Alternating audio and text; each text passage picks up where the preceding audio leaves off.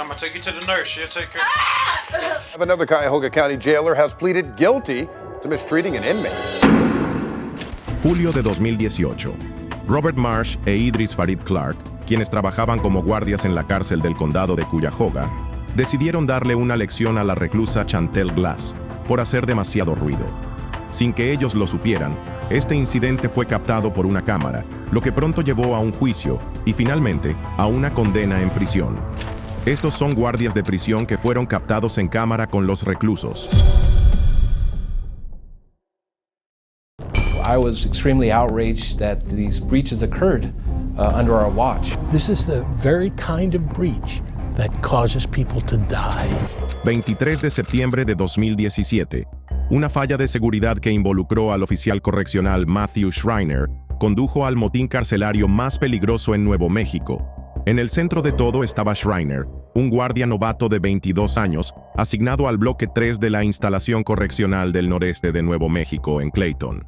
Era inexperto, no tenía suficiente entrenamiento y fue enviado a una unidad con algunos de los reclusos más violentos del estado. Lo que ocurrió esa noche, captado por las cámaras de seguridad y luego revisado en las investigaciones, no solo reveló problemas en las operaciones de la prisión, sino que también desató un caos que casi se vuelve mortal. Esa noche, Schreiner fue visto en cámara interactuando con los reclusos, incluyendo el intercambio de objetos a través de las puertas de las celdas. Luego se acercó a la celda 203, donde estaba uno de los reclusos más notorios de Nuevo México, Clifton Duane Bloomfield. Clifton Bloomfield pleaded guilty in 2008 to 5 murders over 4 years. Nacido en marzo de 1969, Bloomfield era un asesino serial condenado a 5 cadenas perpetuas más 45 años por asesinar a 5 personas entre 2005 y 2008 en Albuquerque. Tenía un largo y violento historial, incluyendo agresiones previas dentro de la prisión. Apenas un mes antes del motín, había intentado estrangular a otro recluso con una toalla. A pesar de su comportamiento violento, Bloomfield permanecía en una prisión de seguridad media y esa noche de septiembre convenció a Schreiner de abrir su celda. Segundos después de que Schreiner destrabó la puerta, Bloomfield lo atacó con un arma casera hecha con un cepillo de dientes afilado. El asesino serial dominó al joven oficial, tomó sus llaves y comenzó a abrir las celdas del bloque que albergaba a 40 reclusos. Schreiner logró liberarse por un momento, tomó su radio y corrió a pedir ayuda, pero el daño ya estaba hecho. Para las 9:05 p.m., el bloque 3 estalló en caos. Los internos se dispersaron por la unidad, bloquearon la entrada principal, destruyeron el equipo de vigilancia y provocaron incendios. Usaron su libertad para atacar a rivales y a quienes consideraban informantes. Uno de ellos, Samuel Sánchez, dormía en su celda de aislamiento cuando 2 internos entraron y le cortaron el cuello, dejándolo desangrándose por más de 1 hora. Sobrevivió, pero quedó traumatizado y luego demandó al Estado, alegando que los guardias lo habían señalado como informante. El equipo de respuesta a motines de la prisión tardó más de 1 hora en recuperar el control. Usaron gas lacrimógeno, granadas aturdidoras e inundaron áreas para someter a los internos. Finalmente, restablecieron el orden, esposando a cada prisionero y llevándolo al área común. Bloomfield, el cabecilla, fue uno de los reducidos y trasladado a la prisión de máxima seguridad en Santa Fe. Se inició una investigación de inmediato y se reveló que esa noche solo había 9 oficiales trabajando, aunque el plan de personal requería 20. La instalación, que tenía capacidad para 625 reclusos, estaba gravemente falta de personal y no preparada para enfrentar una gran alteración. Estos problemas no eran nuevos. Entre mayo de 2017 y noviembre de 2019, el Departamento de Correcciones multó a GEO Group, la empresa operadora de la prisión, con más de $2.7 millones por no cumplir con los niveles mínimos de personal.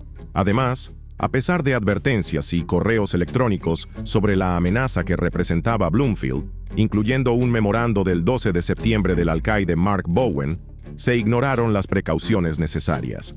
Los oficiales habían sido instruidos para abrir la celda de Bloomfield solo en presencia de supervisores y con las cámaras encendidas. Schreiner tampoco siguió este protocolo. En los días posteriores al motín, Matthew Schreiner renunció y dejó el estado. Fue acusado de rescate ilegal de un condenado por delito capital y de asistir en una fuga. Inicialmente, los fiscales buscaron cargos por delitos graves, pero luego los retiraron por falta de pruebas de intención. Schreiner afirmó que Bloomfield lo engañó y que no estaba adecuadamente entrenado para manejar una unidad de tan alto riesgo. Presentó una demanda contra GEO Group y el Departamento de Correcciones, alegando que lo convirtieron en un chivo expiatorio. Clifton Bloomfield enfrentó nuevos cargos relacionados con el motín, incluyendo secuestro, conspiración para cometer asesinato, incendio intencional, agresión a un oficial de paz y daños criminales a la propiedad. También fue acusado de intento de asesinato por una agresión previa a otro interno. Según las últimas actualizaciones, estos casos siguen pendientes en la corte. Samuel Sánchez, el recluso que casi muere durante el motín, presentó una demanda por negligencia contra GEO Group y el Estado. El 24 de abril de 2021, llegó a un acuerdo con el Estado por $200,000. Su demanda afirmaba que la prisión falló en la contratación, el entrenamiento y la supervisión de su personal, y destacó el peligro de alojar a delincuentes violentos como Bloomfield en una instalación sin la infraestructura de seguridad adecuada. El incidente provocó un cambio significativo en la forma en que se gestionaba la prisión de Clayton. En noviembre de 2019, el Estado de Nuevo México terminó su contrato con GEO Group y asumió el control directo de la instalación. El alcaide Tim Hatch fue designado y se implementaron cambios importantes. Se instruyó al personal a nunca abrir la celda de un interno de alto riesgo sin refuerzos, un supervisor y monitoreo por video. Las llaves físicas fueron eliminadas de las unidades y ahora todas las puertas se controlan de manera remota desde una sala de control segura. El Estado también comenzó a reorganizar la configuración del personal para garantizar que siempre se cumplieran los requisitos mínimos de seguridad. Aumentó el número de puestos ocupados y la transición de la gestión privada a pública buscó ofrecer mejor entrenamiento y responsabilidad. Los funcionarios declararon que el objetivo no solo era prevenir futuros motines, sino también mejorar la rehabilitación de los reclusos mediante programas vocacionales y educativos. There is growing outrage today over the death of an inmate in a New York State prison who was brutally beaten by more than a dozen correction officers. New at noon, a guilty plea today from a correctional officer in connection with the beating death of an inmate at the Marcy Correctional Facility. Diciembre de 2024. Christopher Walrath, quien trabajaba como guardia en la instalación correccional de Marcy, estaba de servicio cuando Robert Brooks fue trasladado desde la instalación correccional de Mohawk para continuar cumpliendo su condena de 12 años por un asalto relacionado con una expareja. Nadie podía imaginar que algo terrible estaba a punto de suceder, ya que poco después, Walrath sería acusado de la muerte de Brooks. Christopher Walrath nació en el norte del estado de Nueva York y pasó la mayor parte de su vida adulta en el servicio público, trabajando para construir una carrera estable y respetada en las fuerzas del orden. A los 36 años, había alcanzado el puesto de oficial correccional en la instalación correccional de Marcy. Conocido por sus colegas como alguien tranquilo y disciplinado, Walrath mantenía un perfil bajo y seguía la estricta estructura de la vida en prisión como guardia. Pero detrás de esa imagen estaba un hombre que se convertiría en parte de una de las palizas más brutales registradas en cámara en una instalación correccional en el estado de Nueva York. El 9 de diciembre de 2024, Walrath dejó su puesto para unirse a otros 5 oficiales en el ataque contra el recluso Robert Brooks, de 43 años. Brooks acababa de llegar a Marcy desde la instalación correccional de Mohawk. Pocas horas después de su llegada, con las manos esposadas a la espalda, Brooks fue llevado a la enfermería de la prisión. Allí, varios oficiales comenzaron a golpearlo con puños y patadas. Según las imágenes de las cámaras corporales que luego fueron publicadas por la oficina de la fiscal general, Brooks fue colocado sobre una mesa de examen médico y sometido a una golpiza prolongada. En la corte, Walrath admitió que lo puso en una llave de estrangulamiento, lo golpeó en el cuerpo y la ingle y participó activamente en la agresión. La violencia escaló rápidamente. Brooks, quien permanecía esposado durante todo el ataque, fue jalado por el cuello de su camisa, azotado contra una ventana y levantado por el cuello antes de ser soltado. Su rostro quedó ensangrentado y su cuerpo sin fuerza. Durante toda la golpiza, ningún oficial activó el audio de sus cámaras corporales, pero el video aún captó el ataque en un silencio desgarrador. Al día siguiente, 10 de diciembre, Brooks fue declarado muerto en un hospital local. Una autopsia reveló signos de asfixia debido a la compresión del cuello. Su muerte fue declarada homicidio. Robert Brooks cumplía una condena de 12 años desde 2017 por un asalto relacionado con una expareja. En el momento de su muerte, llevaba apenas unas horas en la instalación correccional de Marcy. Los fiscales declararon que Brooks no había provocado el ataque. Según el fiscal de distrito del condado de Onondaga, William Fitzpatrick, la golpiza fue esencialmente una iniciación violenta, una especie de bienvenido a Marcy, expresado con puños y patadas. Fitzpatrick, designado fiscal especial en el caso, dirigió los procedimientos penales contra los guardias implicados. El 5 de mayo de 2025, Christopher Walrath se declaró culpable de homicidio en primer grado tras aceptar un acuerdo con la fiscalía. Aceptó una condena de 15 años de prisión, evitando la posibilidad de cadena perpetua en caso de ser declarado culpable de asesinato en segundo grado. Durante la audiencia, Walrath admitió haber mentido sobre sus acciones y confirmó que había participado de forma voluntaria en la golpiza. Su sentencia está programada para el 4 de agosto de 2025. Este fue el primer acuerdo formal alcanzado en el caso. La golpiza no solo involucró a Walrath, sino también a otros 5 oficiales que enfrentan cargos por asesinato en segundo grado. Otros 3 trabajadores de la prisión fueron acusados de homicidio y uno más de alterar evidencia. En total, 14 miembros del personal, incluyendo oficiales correccionales, sargentos y una enfermera, fueron implicados. Uno renunció inmediatamente después del ataque y el resto fue suspendido sin goce de sueldo en espera de despido. Las imágenes provocaron indignación en todo el estado. La gobernadora de Nueva York, Kathy Hochul, condenó el asesinato, afirmando que Brooks debería estar vivo. Calificó el ataque como repugnante y prometió despedir a todos los empleados involucrados.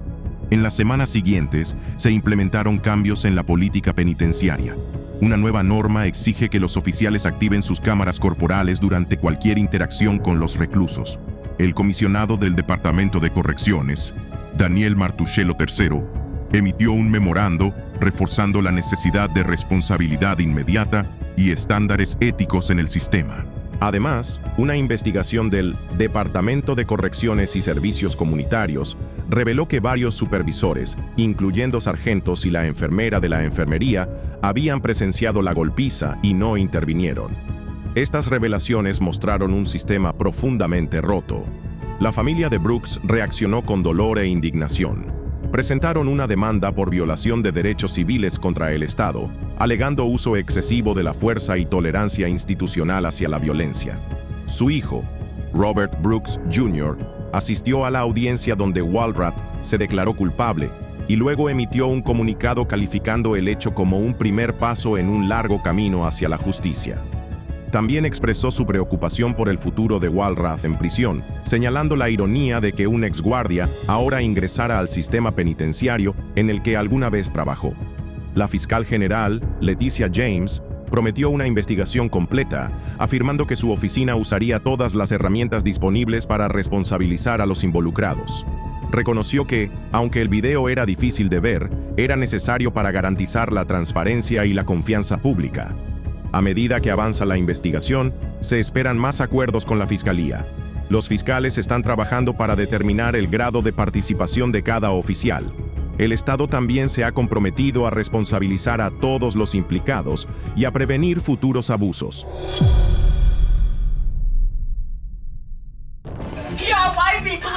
I'm gonna take you to the nurse. Yeah, take care. Another Cuyahoga County jailer has pleaded guilty to mistreating an inmate. Robert Marsh e Idris Farid Clark comenzaron sus carreras en las fuerzas del orden con la responsabilidad de mantener el orden y proteger los derechos de los reclusos en la cárcel del condado de Cuyahoga. Ambos ocupaban cargos de confianza como oficiales correccionales. Clark, quien eventualmente ascendió al rango de cabo, era conocido por imponer disciplina, pero con el tiempo, sus acciones serían objeto de escrutinio público por violar las mismas reglas que debía hacer cumplir. Marsh, más reservado, realizaba sus tareas en silencio hasta que un incidente llevaría a ambos hombres a la atención pública por las peores razones. El 16 de julio de 2018, un arresto rutinario se convirtió en un perturbador caso de uso excesivo de la fuerza, todo captado por las cámaras de vigilancia de la cárcel. Chantel Glass, de 29 años, fue detenida por la policía de Cleveland debido a una orden por un delito menor, relacionada con la falta de comparecencia a una cita en la corte por una infracción de tránsito. Tras su traslado a la cárcel del condado de Cuyahoga, Glass pidió hacer una llamada telefónica, pero los oficiales Marsh y Clark se lo negaron. Cuando ella protestó, uno de los oficiales la amenazó con sujetarla a una silla de inmovilización y golpearla. Aunque podría haber parecido una amenaza vacía, Marsh y Clark pronto demostraron que hablaban en serio. El video de vigilancia mostró después a los dos oficiales sacando a Glass de su celda y asegurándola en la silla de inmovilización. Mientras Marsh ajustaba las correas, la pierna de Glass se levantó brevemente, casi golpeándolo. En respuesta, Marsh la golpeó en la cabeza con la mano abierta. Momentos después, Clark se acercó sosteniendo un bote de gas pimienta, lo agitó y la roció en la cara a corta distancia durante 6 segundos. Glass, quien padecía asma, comenzó a jadear y a decirle a los oficiales que no podía respirar después de haber sido rociada. Según las denuncias presentadas posteriormente, repitió esta frase unas 30 veces. Sin embargo, uno de los oficiales supuestamente le respondió: "Si puedes hablar, puedes respirar". No se le brindó atención médica inmediata y Glass fue dejada inmovilizada en un cuarto de mantenimiento durante varios minutos sin recibir ayuda. Según la demanda, el personal de la cárcel no mostró urgencia alguna en atenderla. El video del incidente se hizo público solo después de los esfuerzos legales de medios de noticias locales, lo que desató indignación e investigaciones. Las acciones de los oficiales se convirtieron en el centro de un caso penal y un litigio civil. Lo que siguió fue un proceso legal de varios años que llevó a Marsh y Clark ante la justicia. En noviembre de 2019, Marsh se declaró culpable de agresión menor. Como parte de su acuerdo con la fiscalía, aceptó renunciar a su puesto en la cárcel y fue sentenciado a 30 días de cárcel, los cuales cumplió en el condado de Summit. Clark, en cambio, enfrentó cargos más graves. Originalmente fue acusado de interferir con los derechos civiles, detención ilegal, manipulación de evidencia, perjurio, intimidación, alteración de registros, uso no autorizado de propiedad, extorsión e intimidación. Sin embargo, en enero de 2020, se declaró culpable de intento de agresión grave, extorsión y detención ilegal. Clark fue sentenciado a 18 meses de prisión por cada delito grave y 60 días por el delito menor. Cumplió su condena en el condado de Lorain. Como parte del acuerdo con la fiscalía, también renunció a su puesto en la cárcel del condado de Cuyahoga. Curiosamente, la mala conducta de Clark no terminó con el ataque. Meses después de haber sido acusado, intentó presionar a un compañero oficial correccional para que testificara a su favor, amenazándolo con divulgar un video que mostraba a ese oficial usando fuerza contra internos.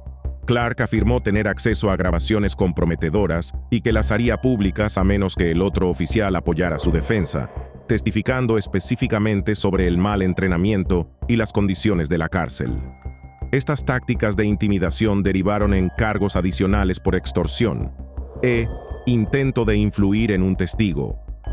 Antes de que se dictaran las sentencias y se llegara a acuerdos con la fiscalía, Marsh había recibido solo una suspensión de 3 días y Clark una suspensión de 15 días después del ataque.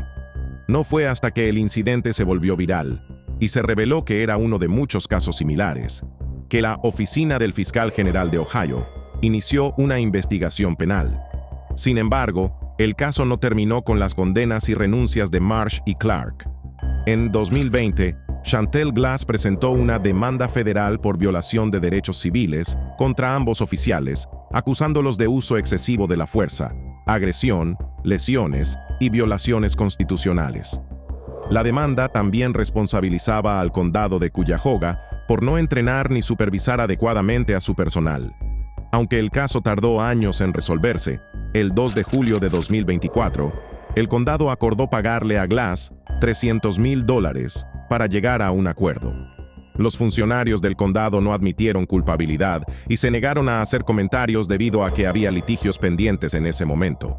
El equipo legal de Glass describió el acuerdo como un paso hacia adelante, aunque enfatizó que la verdadera responsabilidad recaía en el condado y su liderazgo. Señalaron que Glass había hecho repetidos intentos de resolver el asunto por las vías oficiales, pero no recibió respuesta de los ejecutivos del condado. Sus abogados también afirmaron que lo que le ocurrió no fue solo el resultado de dos individuos violentos, sino un reflejo de un sistema que toleraba el abuso. Con sus renuncias y antecedentes penales, las carreras de Marsh y Clark en las fuerzas del orden llegaron a un final definitivo. Para Glass, el acuerdo representó cierto cierre, pero su experiencia puso en evidencia problemas mucho más profundos en el trato a los reclusos y la necesidad de una reforma institucional. The surveillance footage shows a jail guard repeatedly punching an inmate inside the Joint Processing Center. El 19 de enero de 2024, las cámaras de vigilancia captaron una violenta pelea entre varios oficiales de detención y un recluso en el Centro de Procesamiento Conjunto del Condado de Harris, ubicado en el centro de Houston. El incidente involucró a D'Alessandro Chávez Sandoval, de 21 años, quien había sido arrestado por una violación de libertad condicional relacionada con una condena previa por robo cuando era menor de edad. El video, que no tiene sonido, mostró un breve intercambio verbal entre D'Alessandro y un guardia antes de que el oficial, de manera repentina, lo agarrara de la chaqueta y comenzara a golpearlo repetidamente. En cuestión de segundos, otros guardias corrieron hacia el lugar y también comenzaron a golpear a D'Alessandro. La pelea ocurrió en el segundo piso de la instalación. Las imágenes mostraron a D'Alessandro intentando defenderse. El abogado de derechos civiles, Randall Callanan, quien representa a D'Alessandro, afirmó que el interno recibió 6 puñetazos antes de lanzar un solo golpe en defensa propia. El abogado Callanan destacó que la ley permite a una persona defenderse contra lo que él describió como uso excesivo de la fuerza. En menos de 10 segundos desde el primer enfrentamiento, la situación se había convertido en una pelea a gran escala con la participación de varios oficiales. A medida que llegaron más guardias, D'Alessandro fue derribado al suelo y esposado. Según Callanan, todo comenzó porque D'Alessandro se estaba riendo y hablando durante el pase de lista. El oficial, cuyo nombre no ha sido revelado, le ordenó que se hiciera a un lado y cuando él preguntó por qué, reaccionó con violencia. Después de que se controló la situación, D'Alessandro presentaba lesiones visibles, incluyendo hinchazón en el rostro, lesiones nasales, sangrado por la nariz y una herida en el lado izquierdo de la frente. Fue trasladado para una evaluación médica, recibió tratamiento, fue dado de alta por el personal de salud y colocado en una celda de detención. El 1 de febrero de 2024, los registros judiciales indicaron que D'Alessandro fue acusado de agresión a un servidor público tras el incidente. Sin embargo, el cargo fue desestimado por falta de pruebas suficientes.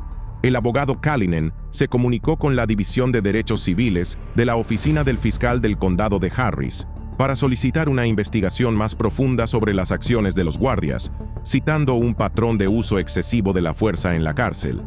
A pesar de la gravedad del incidente, el oficial que inició la agresión no ha sido identificado públicamente. Según un comunicado oficial de la Oficina del Sheriff del Condado de Harris, el guardia sufrió lesiones, pero no requirió hospitalización y continúa empleado en el departamento. La oficina del sheriff confirmó que hay una investigación interna en curso, pero no proporcionó detalles adicionales sobre las acciones específicas que se están tomando. Mientras tanto, D'Alessandro sigue bajo custodia debido a la violación original de su libertad condicional. Su madre, Angelina Sandoval, habló públicamente después de la difusión del video. Expresó su dolor por lo sucedido a su hijo y pidió al sheriff que revisara personalmente las grabaciones. Declaró que quería justicia y que no deseaba que otras madres pasaran por la misma experiencia. La oficina del sheriff ha sostenido que sigue los procedimientos estándar para todos los incidentes que implican uso de la fuerza. Sus declaraciones confirman que el incidente está siendo revisado internamente y que D'Alessandro recibió la atención médica adecuada. Sin embargo, la falta de acciones disciplinarias o cargos contra los guardias involucrados ha generado frustración pública y desconfianza. Activistas han señalado que el proceso de asuntos internos no es suficiente y que falta transparencia. Una de las principales demandas de los familiares y abogados ha sido una investigación externa.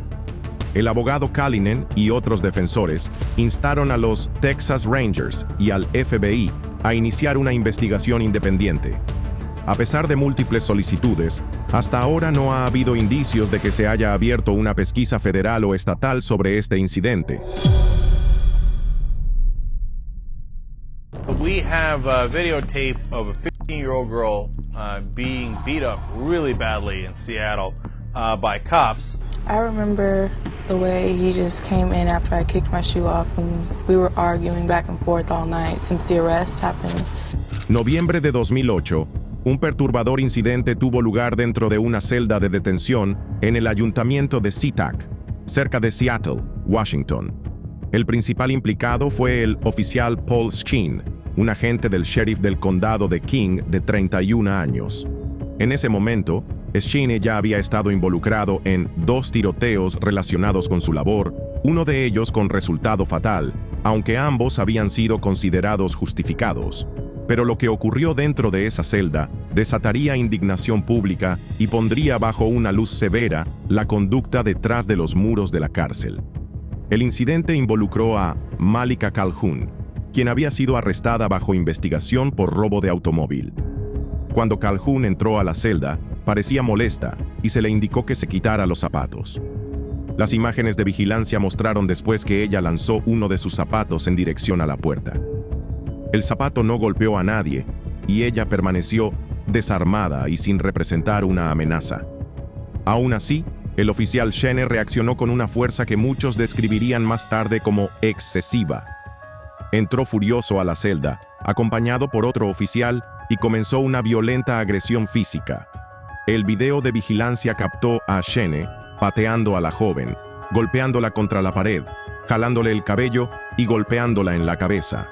En un momento, la arrojó al suelo y la inmovilizó boca abajo mientras seguía golpeándola. Un segundo oficial, identificado como aprendiz en ese momento, estuvo presente durante la agresión, pero no intervino, ni fue acusado o investigado después. Después del incidente, Calhoun se quejó de problemas para respirar, lo que llevó a pedir atención médica. Posteriormente, fue trasladada a un centro de detención juvenil y registrada bajo investigación por robo de automóvil y agresión en tercer grado, aunque nunca se le presentaron cargos formales por este último delito. El público se enteró del incidente después de que se publicara el video de vigilancia. La grabación provocó condena pública y condujo a que se presentaran cargos penales contra el oficial Sheen. Los fiscales lo acusaron de agresión en cuarto grado, un delito menor que conllevaba una posible sentencia de hasta 1 año en la cárcel.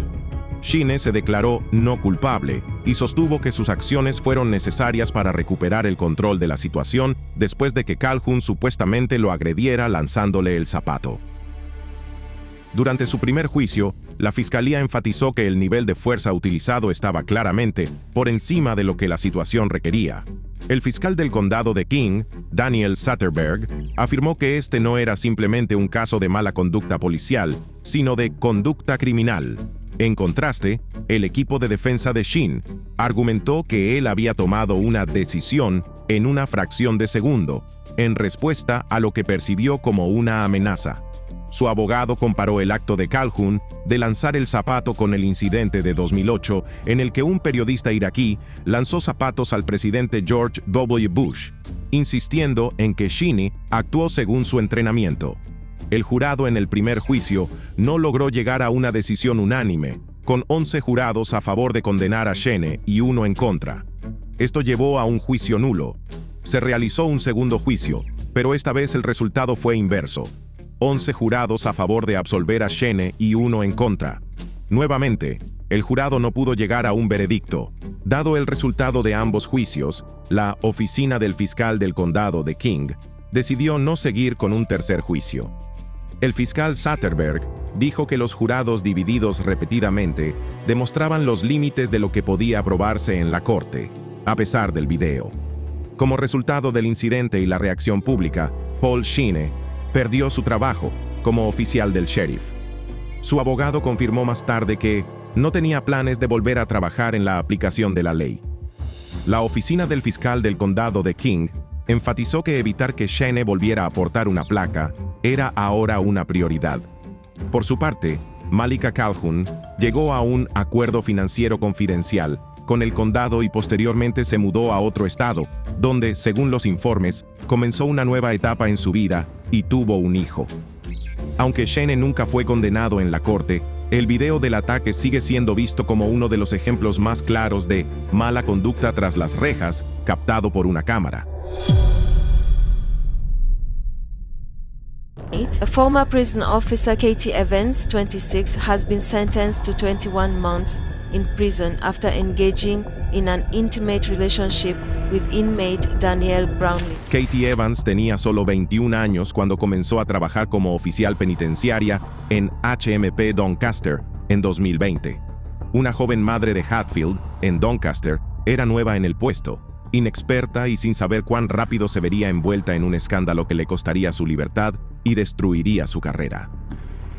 Apenas unos meses después de comenzar su trabajo, Evans se involucró en una relación inapropiada con un recluso condenado por robo.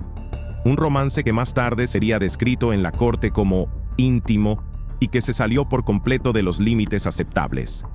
Las grabaciones de sus interacciones fueron tan explícitas que las autoridades determinaron que eran demasiado fuertes para ser difundidas al público.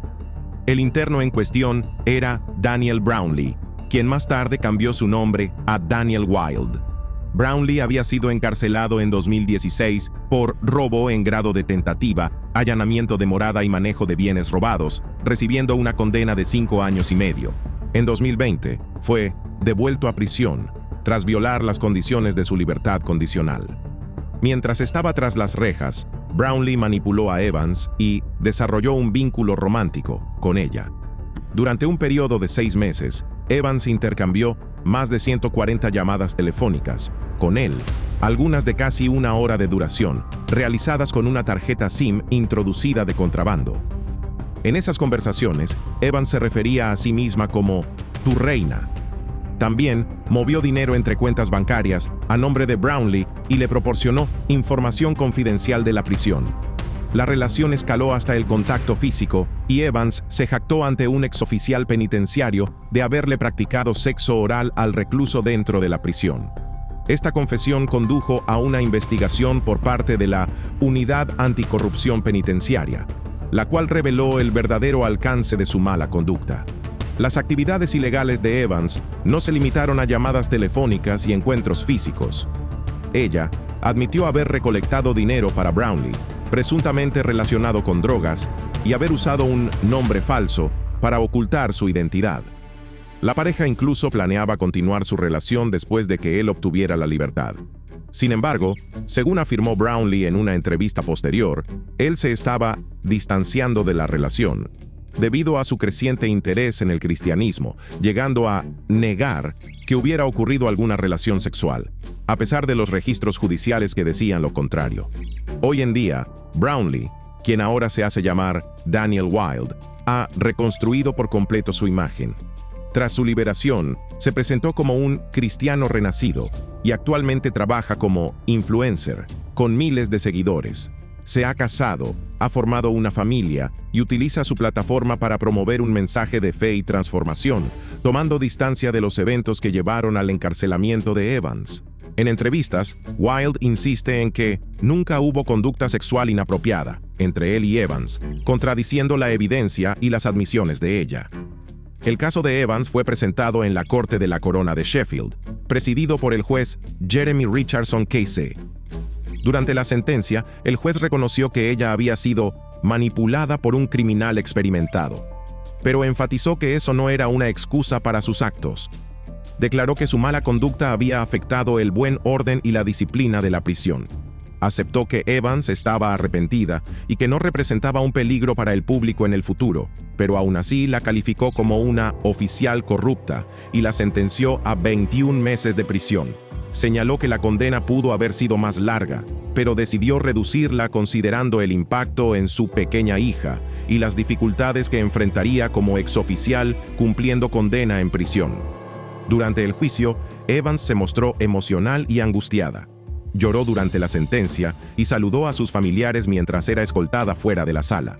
Previamente, se había declarado culpable de mala conducta en el ejercicio de un cargo público. Las repercusiones del caso no se limitaron a Evans y Brownlee. El personal de Serco, la empresa privada que opera HMP Doncaster, fue elogiado por la policía por su cooperación durante la investigación.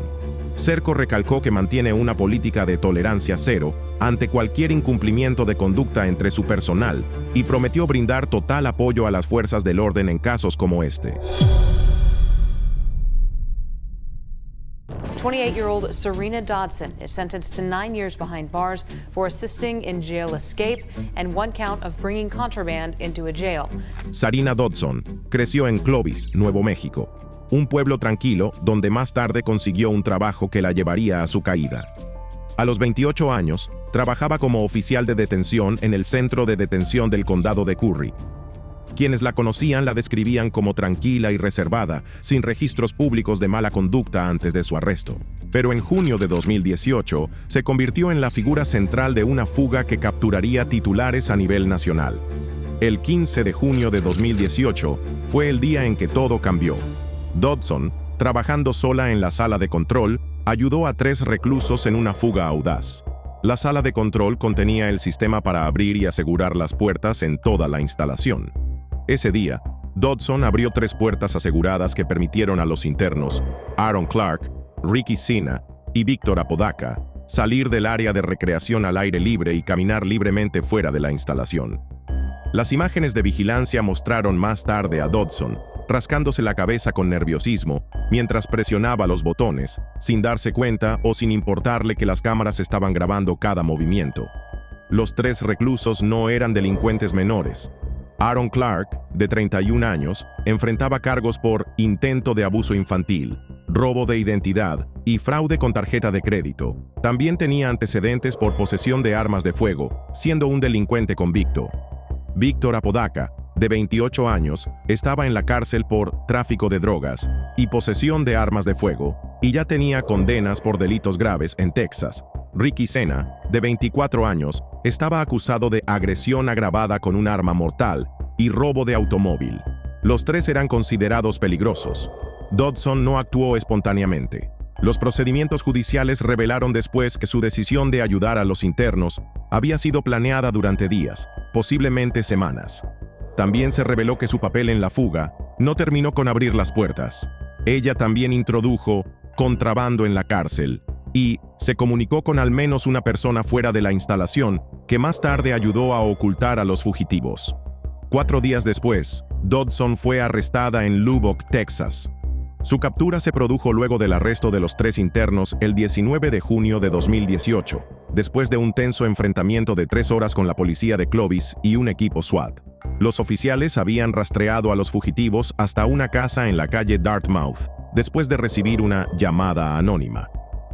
Uno de los ocupantes apuntó con un arma a los oficiales durante las negociaciones, lo que llevó a que uno de ellos disparara. Afortunadamente, nadie resultó herido. Los 3 reclusos y un cómplice llamado John Hausman fueron arrestados. Hausman fue acusado posteriormente de 3 cargos por ocultar o ayudar a un delincuente. Durante su sentencia, Dodson aceptó un acuerdo con la fiscalía. Se declaró culpable de 3 cargos de delito grave de 3er grado por ayudar en la fuga y un cargo de delito grave de 4º grado por introducir contrabando en la cárcel. Inicialmente, fue sentenciada a 10 años y medio de prisión. 18 meses fueron suspendidos con la condición de que completara libertad condicional supervisada, reduciendo su tiempo efectivo en prisión a 9 años. Actualmente cumple su condena en una instalación correccional en Las Cruces, Nuevo México. Los reclusos recibieron sentencias más largas. Ricky Sena, que ya cumplía una condena de 11 años, recibió 30 años adicionales por la fuga y delitos relacionados. Víctor Apodaca fue sentenciado a 16 años de prisión por su papel en la fuga, con 3 años suspendidos. Sin embargo, primero debe cumplir una condena de 60 años en Texas por agresión agravada a un oficial de paz, antes de comenzar su condena en Nuevo México. Aaron Clark recibió una condena de 10 años, con 4 años suspendidos a cambio de libertad condicional supervisada. La fuga generó una ola de miedo en la comunidad de Clovis. El juez, Matthew Chandler, señaló durante la sentencia que la gente podía recordar dónde estaba cuando escuchó la noticia. Este evento también trajo críticas renovadas al centro de detención del condado de Curry, que ya había experimentado múltiples fugas antes. En 2008, 8 reclusos se habían escapado de la instalación en una sola noche, lo que generó preocupaciones continuas sobre la seguridad y el personal. Los residentes expresaron conmoción y preocupación. Algunos creían que el maltrato a los internos y la falta de personal contribuyeron a la fuga. Otros especularon que la construcción en curso cerca de la cárcel pudo haber desempeñado un papel. El incidente llevó a un mayor escrutinio de las operaciones de la instalación y atrajo la atención nacional hacia las vulnerabilidades de los centros de detención en pueblos pequeños.